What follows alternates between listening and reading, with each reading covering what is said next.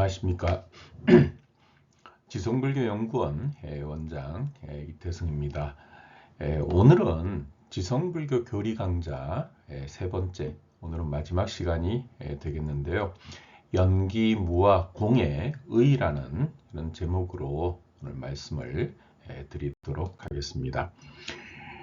지난 시간에 여러분들한테 그 말씀을 드렸던 연기무와 공의 그런 의미와 또 불교 역사 속에서 나타나는 여러 가지 그런 어떤 교리적인 용어로서의 그런 의미를 말씀드렸는데요. 다시 한번 살펴보면 연기라는 말은 프라티티아 사무투빠다라는 인도의 이 말을 번역한 것으로 조건에 의해 생긴다는 그런 뜻으로 불교의 가장 근본이 되는 그런 어떤 이해 방식 또는 삶의 어떤 원리라고 그 생각을 하시면 되겠고요. 무아라는 말은 아트만이라고 하는 이런 용어를 번역한 것으로 아트만이 없다라고 하는 불교의 특징적인 그런 가르침을 얘기하고 있는 것이죠. 그 다음에 공이라는 말은 순야라는 말을 번역한 것으로 이 순야라고 하는 것은 본래 비어 있다고 하는 고정불변의 실체가 없다는 이런 뜻으로 특히 이제 대승불교에서 많이 사용하게 된 그런 말이라는 것을 잘 알아주시면 좋겠습니다. 그런 면에서 이제 오늘 연기의 의의를 한번 살펴볼 때 이 연기라는 말이 갖고 있는 그런 어떤 그 우리가 오늘날 우리가 살아가면서 이 연기라는 개념을 어떻게 이제 마음속으로 생기고 실질적으로 이걸 바탕으로 해서 어떻게 그 삶에 그런 어떤 행동을 해 나갈 것인가 하는 그런 입장에서 한번 생각을 같이 한번 해보고 싶은데요. 그런 면에서 연기라는 말은 모든 존재하는 것, 생겨난 것들은 어떤 그 생겨나는 어떤 조건에 의지한다고 하는 이런 개념을 잘 이해해야 될 것 같고요.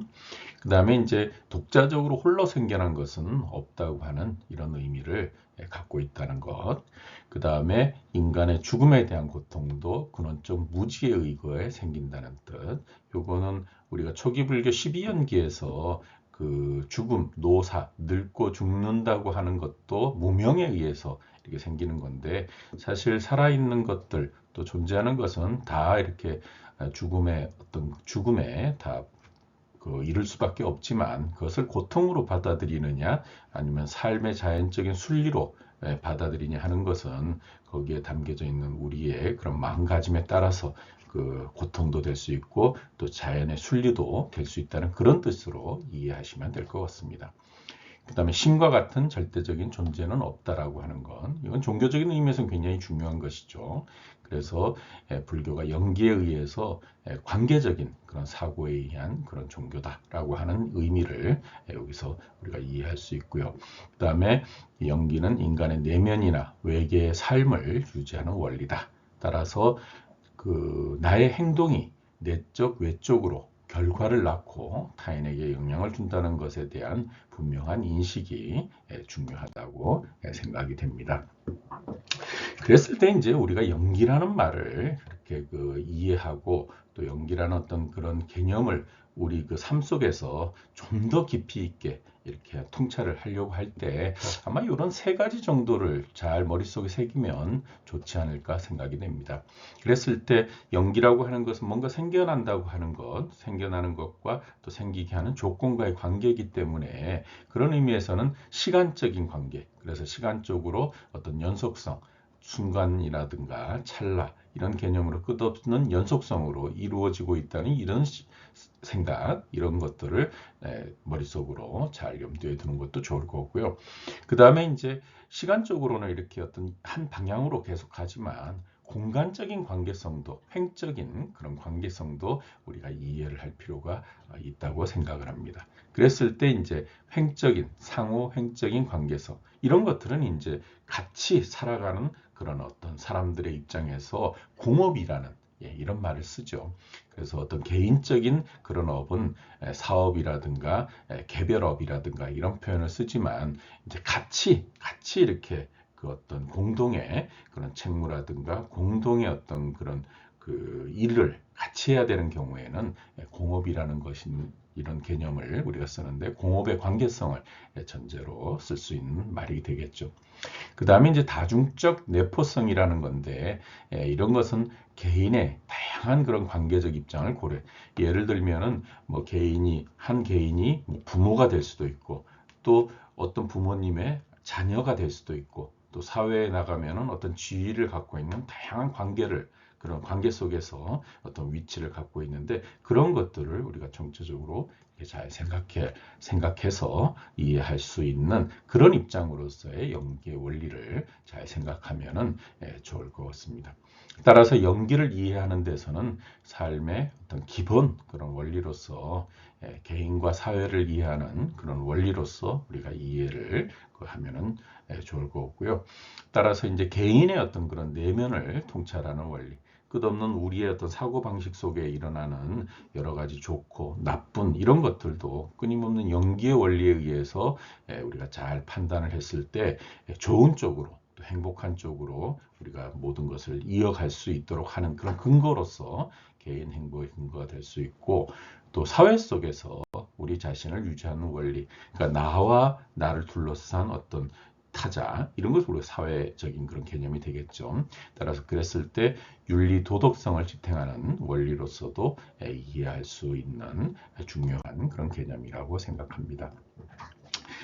요것은 연기와 관련해서 제가 이제 저하고 또 한 분이 더 같이 번역을 한 것인데 사실 연기가 굉장히 중요한 그런 의미를 담고 있기 때문에 그런 면에서 연기와 관련해 잘 연기를 소개하고 있는 그런 책을 제가 2021년에 저의 그 제자, 우리 위덕대학교의 제자하고 이렇게 번역을 했는데 혹시 연기와 관련해서 조금 더 이렇게 관심을 두신 분들은 한번 참고를 해 주시면 좋을 것 같습니다. 불교 연기 논쟁이라고 하는 미야자키 데치야 선생의 아주 멋진 책이어서 책도 여러분들한테 많이 도움이 되리라고 생각을 합니다.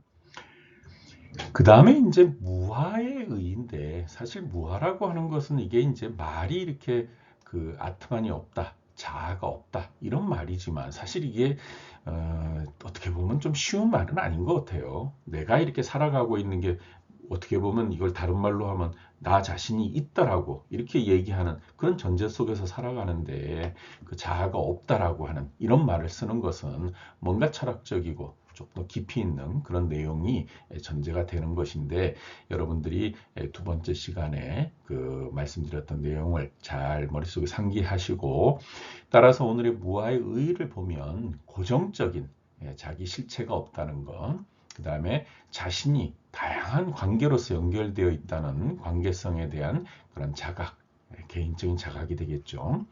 그 다음에 자아에 대한 집착을 줄이고 자유롭고 개방적인 그런 마음을 경험할 수 있는 어떤 근거.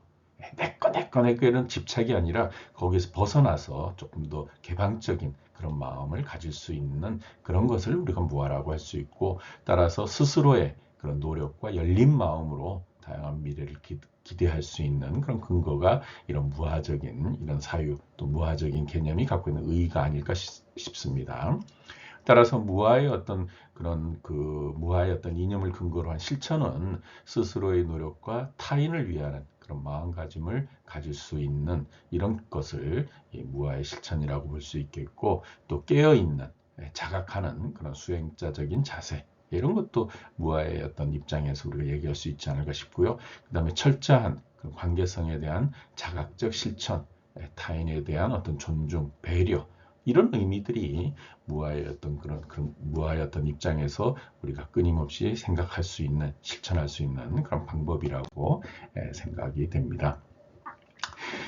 공의 의의라고 하는 것도 마찬가지로 공이라는 것도 그런 실체적인 개념이 없다고 하는 거지만 왜 그런 실체적인 개념이 없다고 얘기하느냐 하면 사실 그런 실체적인 개념이 너무 어떤 관념적이고 너무 이렇게 어떤 하나의 원리에 딱 집착해서 생길 수 있는 여러 가지 것들이 있기 때문에 이제 거기서 이렇게 벗어나는 것인데 그런 실체적 존재로부터 벗어나는 그런 해탈의 자유로운 그런 삶이 이제 공성이라는 말로 표현될 수 있고요.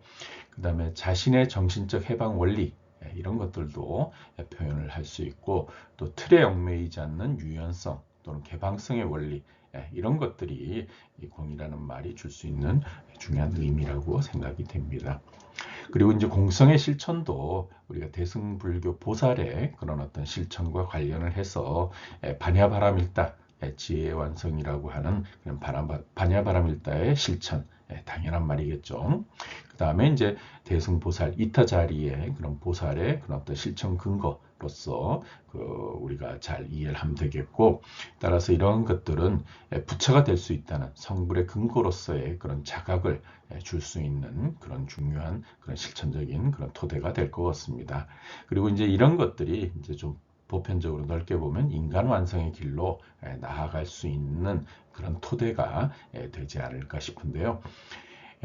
우리가 그 무아라든가 공예 이런 개념들을 늘 잘 생각하면서 좀 삶을 살아가게 되면 많은 우리가 어떻게 보면 삶의 다양한 요소들을 받아들이고 또 열린 마음으로 서로 즐거운 그런 삶을 살아갈 수 있지 않을까 싶습니다.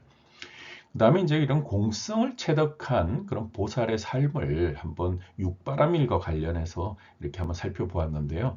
공성을 체득을 했다 해도 실질적으로 이제 그 우리 인간 마음 속에 있는 다양한 그런 마음의 요소들이 있을 수 있죠. 그래서 공성을 체득해서 근본적인 번뇌가 사라졌다고 하면 아마 그랬을 때 이제 청정한 그런 마음들이 등장을 하는데, 그런 청정한 마음을 불교에서는 이렇게 사무량심이라고 이렇게 표현하기도 해요. 자비희사. 그랬을 때 공성을 체득해서 그 번뇌가 이제 사라지게 되면 그런 평상시에 이제 우리가 그 감추어져 있던 아주 훌륭한 마음들이 드러나고, 또 이런 것에 근거해서 이제 우리가 구체적인 행동이 이루어지는데, 그런 의미에서 전통적으로 불교에서는 사서법이라는 말을 사서법에 그 네 가지 이런 실천에 아주 보살이 실천해야 되는 중요한 이런 어떤 실천 덕목들이 있어요.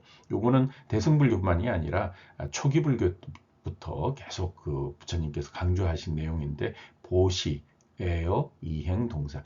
보시는 주는 것, 에어는 아주 좋은 말, 아주 이렇게 그 남을 보다듬는 좋은 말. 그 다음에 이행은 남을 이롭게 하는 것. 그 다음에 동사는 함께 이렇게 같이 연민을 막 갖고 같이 하려고 하는 그런 마음. 이런 것들을 이제 우리가 실천법으로, 중요한 실천법으로서 제시하고 있는데, 이런 것들도 마찬가지로 공성과 정정한 마음에서 우러나오는 것이라고 할 수가 있겠죠.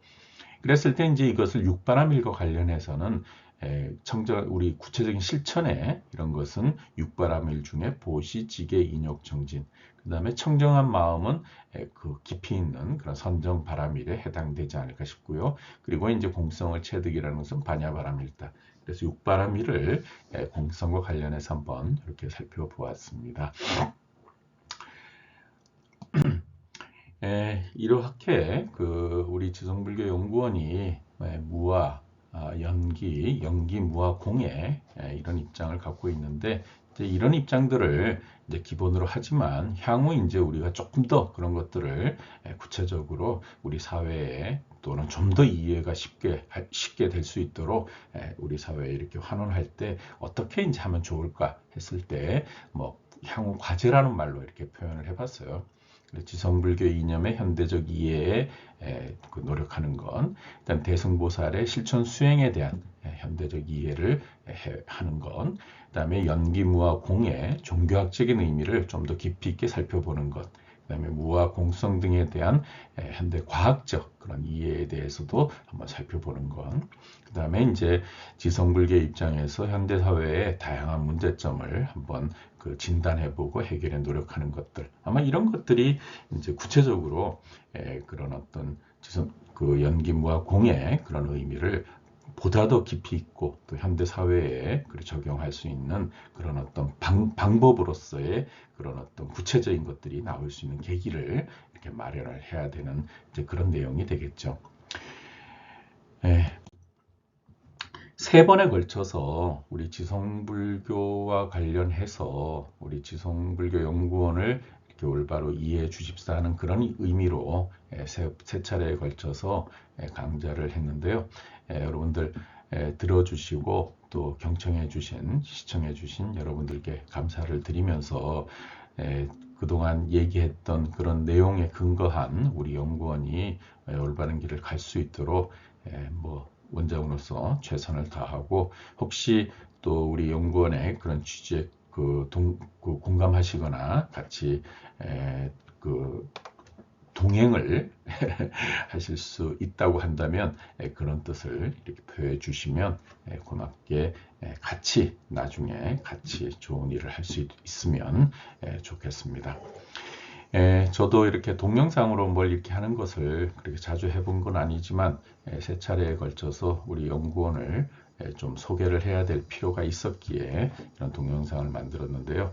조금 부족한 부분이 있다고 했다면 조금 양해를 해주시고 끝까지 들어주신 여러분들 감사를 드리면서 우리 연구원을 많이 이렇게 격려해 주시길 부탁드리겠습니다. 들어주신 여러분 감사드리면서 세 차례에 걸친 그런 우리 강좌를 모두 마치도록 하겠습니다. 감사합니다.